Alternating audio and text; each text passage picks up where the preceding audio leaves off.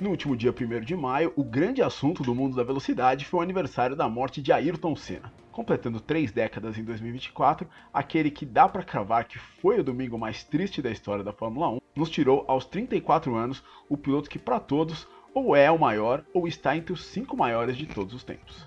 Mas eu não sei se você sabe, o Senna teve uma relação bastante estreita nos últimos anos da vida dele com a montadora que hoje é a dominadora da MotoGP, a Ducati. Mais do que isso, a relação ela teve como motivação fazer com que o Ayrton Senna um dia fosse correr pela Ferrari. Mas não foi só isso, o Ayrton Senna sempre teve um grande amor pelo mundo das duas rodas e é sobre isso que a gente vai falar hoje. Vamos lá?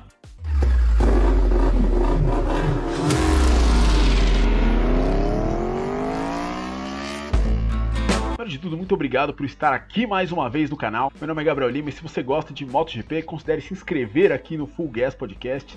Nós analisamos em profundidade aqui o Campeonato Mundial em vídeos quase sempre semanais. Por isso, se você gosta, se inscreva, dê like e me siga também no Instagram. Inclusive, a ideia desse vídeo vem do Instagram, eu fiz um post lá sobre o Senna e achei que seria legal expandir essa ideia aqui no canal. Muito bem, Ayrton Senna é uma figura que eu acho que dispensa apresentações, mas se você for muito jovem ou então tiver passado os últimos 40 anos em Marte, aqui vai um pequeno resumo.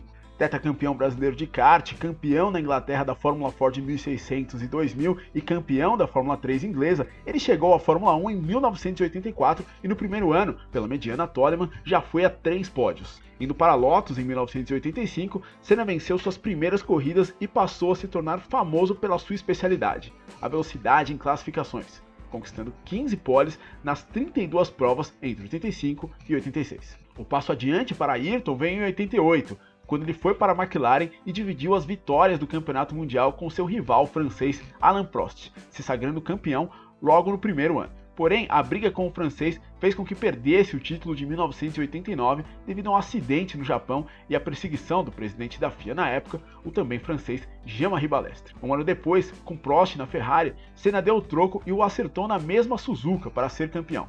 Em 91, mais um título, agora contra Mansell, mas também Suzuka. Em 1992 e 1993, com um carro inferior ao da Williams, Senna impressionou por suas atuações, mas não conseguiu ser campeão. Isso o forçou a tentar uma vaga na Williams, o que ele conseguiu em 1994. No entanto, com o banimento da suspensão ativa, o carro do time em 94 não tinha a mesma superioridade dos modelos anteriores.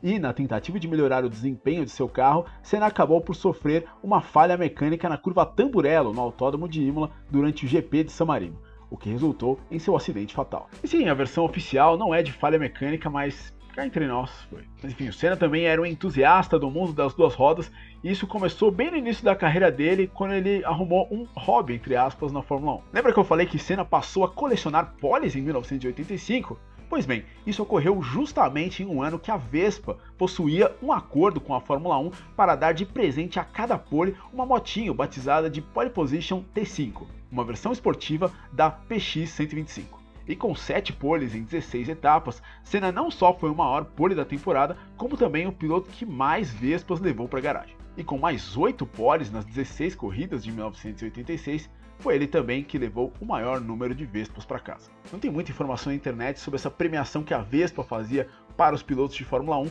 no entanto, pelas fotos que encontrei, isso ocorreu entre 1984 e 1987, o que ao todo deve ter rendido para Ayrton umas 16 Vespas, já que ele só fez uma pole em 87. Mas tem uns textos na internet que falam que o Senna conseguiu mais de 50 Vespas, o que eu não acho que é verdade. Eu acho que se isso fosse verdade, a gente teria mais provas fotográficas disso e eu não encontrei nada. Inclusive, em 2014, uma Vespa PX200 foi customizada com as cores do capacete de Senna pelo designer Alan Mosca, filho de Sid Mosca, que pintava os capacetes do brasileiro. Ela foi leiloada e seu valor arrecadado foi revertido para o Instituto Ayrton Senna. Mas como eu falei, tem muito pouca informação sobre isso na internet, eu tentei encontrar se essa Vespa o Senna por um acaso tinha ganhado por conta de uma pole position. Aparentemente não, mas não consegui confirmar essa informação e também não sei o paradeiro das outras Vespas aí do Ayrton Senna, né? Se ele deu para mecânico, se ele deu para patrocinadores, se ele, enfim, o que aconteceu com elas. Isso é bem nebuloso e obviamente a gente tá falando dos anos 80, enfim, não existia internet, a cobertura jornalística das coisas não era tão ampla quanto a gente tem hoje. A documentação das coisas, então mais difícil de encontrar esse tipo de coisa. Senna também foi visto no fim dos anos 80 e início dos anos 90 em motos da Honda. Afinal, conseguiu seus 3 títulos de Fórmula 1 empurrado por motores da montadora japonesa. Fotos dele usando a NX 150, famosa por ser uma das primeiras motos a ter partida elétrica, vira e mexe aparecem por aí na internet.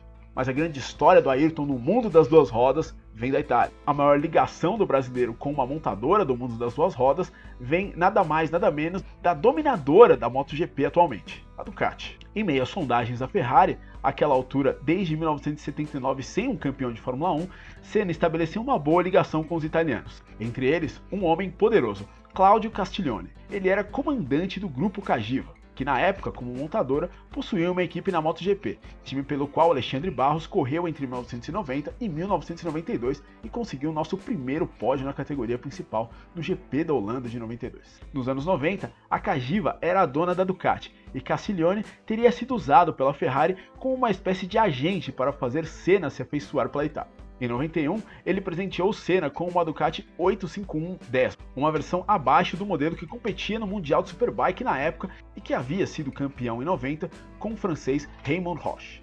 O modelo dado a Senna foi montado no Brasil, o que, com a preparação do mecânico brasileiro Antônio Carlos Ferreira Finardi, o Espiga, que chegou a trabalhar no Mundial de Superbike, a fez ganhar 26 cavalos extras e a transformou praticamente em uma réplica da Superbike sucessora da Ducati, a 888.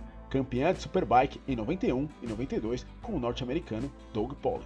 E essa eu diria que foi a moto do Senna que acabou por ficar a mais famosa, né? Tem várias fotos sensacionais dele nessa moto que, enfim, segue sendo maravilhosa. Senna também teve uma Ducati Monster no início dos anos 90, que ficou famosa por ser a moto que ele anda em uma gravação da Globo com sua namorada Adriane Galisteu em Mônaco. A boa relação com Castiglione o levou a conhecer em 1994 a Ducati 916, que correria e seria campeã mundial na Superbike naquele ano com o britânico Carl Fogarty. Senna a viu em seu lançamento e, feliz com o projeto, chegou a até mesmo sugerir mudanças na moto. Porém, não muito tempo depois, aconteceu a tragédia de Imola e a Ducati, para homenagear Senna, fez a 916 do jeito que ele tinha pedido em uma versão especial. Limitada a 300 unidades, a moto traz fibra de carbono e uma pintura sugerida por aí. Seu motor bicilíndrico em L entrega 114 cavalos de potência e 9,1 kg de torque. Mas depois de vender a Ducati, o Claudio Castiglione ainda homenageou Senna com mais duas motos antes de morrer em 2011.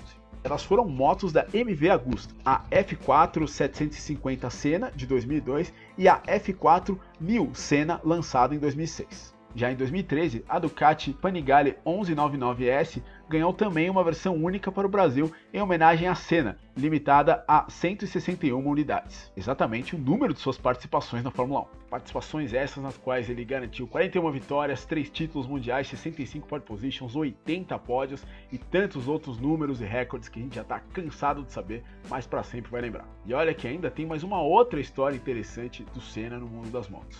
Na temporada de 2014 da Supersport 600, o italiano Lorenzo Zanetti utilizou o capacete de Senna para competir na etapa de Imola do campeonato em um dia 11 de maio, ou seja, pouco mais de 20 anos após a morte de Ayrton. Sem vitórias em sua carreira profissional até ali, ele, de maneira poética, ganhou a corrida. E, incrivelmente, essa foi sua única vitória em um campeonato mundial na carreira. Enfim, cada vez mais é difícil de encontrar uma história diferente do Ayrton Senna, porque, enfim, tudo vai sendo explorado, porque ele é um cara que gera muita atenção, por isso eu achei que essas histórias elas valiam um vídeo, justamente porque isso nunca é muito comentado. E obviamente, canal de MotoGP, mais histórias que envolvem MV Agusta, Ducati, motos que foram campeões, marcas que foram campeões na MotoGP e ainda mais a Cagiva, que também fez história. Tudo isso valia muito a pena deixar registrado aqui. Mas enfim, por esse vídeo é isso aí, eu espero que você tenha gostado, considere like, considere se inscrever aqui no canal para mais conteúdos como esse e a gente se vê na próxima. Um abraço, valeu!